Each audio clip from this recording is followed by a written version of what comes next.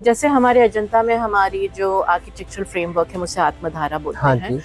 एक गंगा की तरह है, जैसे गंगा जब शिव जी के उससे निकली तो पापियों के पाप धोती चली गई, राइट? भागीरथ उन्हें लेके ही इसलिए आए थे। तो वैसे ही हमारी आत्मधारा है, उसमें हमारे 3 वर्टिकल है, healing vertical, training vertical and learning vertical. तो आई थिंक ये तीनों ही रोल जो होते हैं वो एक गुरु के होते हैं। एक गुरु को हील भी करना पड़ता है, एक गुरु को थेरेपिस्ट बनना पड़ता है, एक गुरु को कोच भी बनना पड़ता है। कोच क्या करता है? आपके स्किल सेट्स को देखता है और आपको बोलता है नहीं तुम्हें हिम्मत नहीं, तुम्हें चलते जाना है, आगे बढ़ना है। एक मेंटोर क्या होता है? वो आपका पोटेंशियल देखता है, वो देखता है कि भाई आपकी ट्रू स्ट्रेंथ क्या है, आपको कैसे होल्ड कर सकता है, आपके ऊपर कैसे आपको नॉलेज दे सकता है। क्योंकि जिसे भी ज्ञान की चाहत होती है और जो ज्ञान, सच्चा ज्ञान जो मैं बोल रही हूँ, पाना चाहता है ना, वो इंसान कभी रुकता ही नहीं है। सही बात है। कभी थकता ही नहीं है। उसको किसी चीज का डर ही नहीं लगता। जैसे मैं देखती हूँ बहुत लोग डरते हैं, आगे नहीं बढ़ पाते, लेकिन वो मैंने डर कभी महसूस नहीं किया, वो रुकने की जरूरत कभी महसूस नहीं की। ठहराव एक अलग किस्म का था, लेकिन एक गति थी, एक रिदम थी, और समय के खो जाने का या समय का अपने आप को कंट्रोल करने का डर नहीं था। मतलब सबसे हाँ, और आई थिंक वो सिर्फ इसलिए था कि एक ज्ञान पाने की इच्छा थी, and truest of knowledge. When you are seeking truth, nothing else matters. Great ma'am, आपकी जर्नी में कोई ऐसा टर्निंग पॉइंट था, कोई इंसिडेंट, लॉस, रियलाइजेशन या इनर कॉलिंग, जहाँ लगा कि अब मैं नॉर्मल लाइफ नहीं जी पाऊंगी?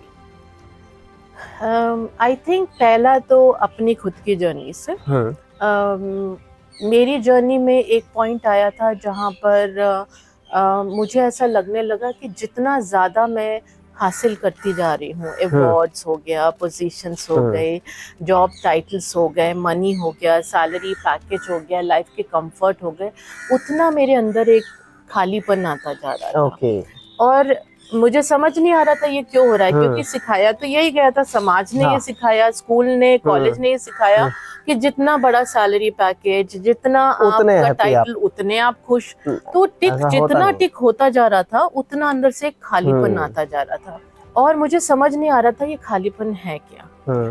उस खालीपन को समझने के लिए मैंने पढ़ना चालू किया, मैंने मिलना चालू किया, हाँ फिर से पढ़ना चालू किया। पढ़ाई तो कर ही रही थी, लेकिन और पढ़ना चालू किया। इस बार मैंने अपने लिए, अपने को समझने के लिए, और मुझे लगता है कि हर इंसान की जो जर्नी है सेल्फ हीलिंग की, वो इसी क्वेश्चन से चालू होती है, आगे क्या, कौन हूँ मैं। आई थिंक वैसे ही मेरी जर्नी भी चालू हुई, और इसी में आगे बढ़ते गए और आज यहाँ पहुँच गए।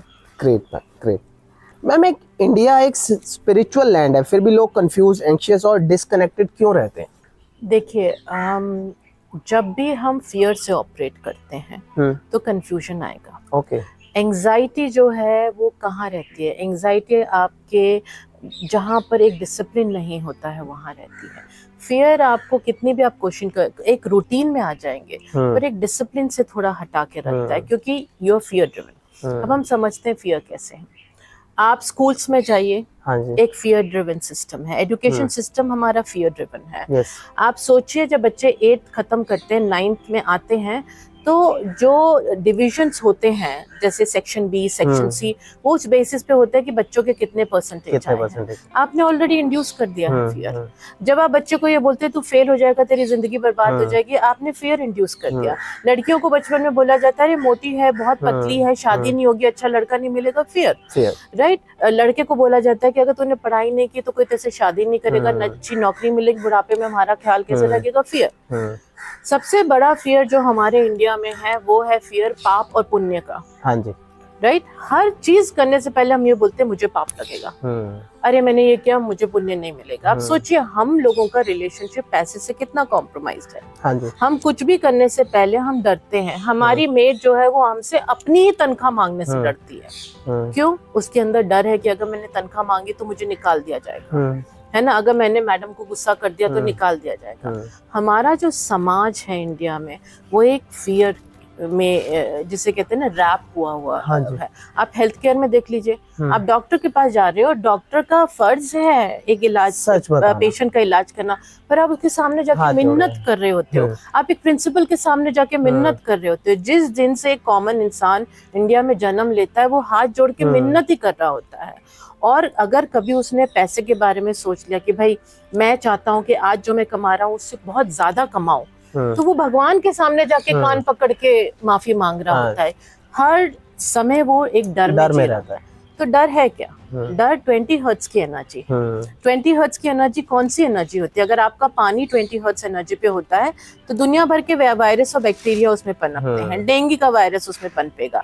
20 से ऊपर आप जाएंगे तो वायरस मरने लगते हैं। आप सोचिए, आप उस लेवल पे आके अगर अपनी जिंदगी जी रहे हैं तो आपकी जिंदगी में क्या होगा? स्ट्रगल ही होगा। बिल्कुल। आप उस बोझ को अपने से अपने बेटे को, आपका बेटा अपने बच्चे को, वो आगे ऐसे पास होता रहेगा। वो चक्र कभी नहीं टूटेगा, क्योंकि वो चक्र है फियर का चक्र। अच्छा। तो सबसे पहले तो कहीं पे हम लोगों को इस फियर से हटना।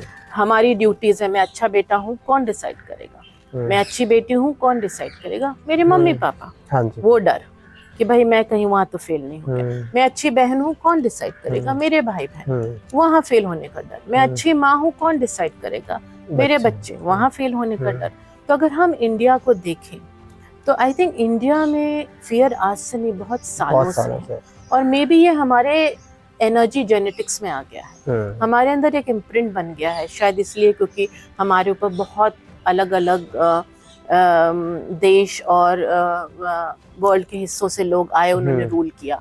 लेकिन इस एनर्जी इम्प्रिंट को हमें तोड़ना है। हाँ जी। और यही जर्नी को समझने के लिए और इसी प्रोसेस को डिफाइन करने के लिए मैंने अजंता विहारा की नींव रखी थी। और हम यहाँ पे यही बोलते हैं हर किसी को, स्पिरिचुअलिटी क्या है? मेरे लिए spirituality is a process that helps you in moving from fear frequency to love frequency. और आप कोई भी एंशिएंट विजडम की बुक उठा लीजिए, जैसे मैं विजडम ऑफ एजेस बोलती हूँ, वेदा उठा लीजिए, उपनिषद उठा लीजिए, पुराण उठा लीजिए, ये दुनिया के जितने भी वो हैं, हर जगह आपको सिर्फ एक ही चीज सुनने को मिलेगी, और वो है love is the only energy that can heal.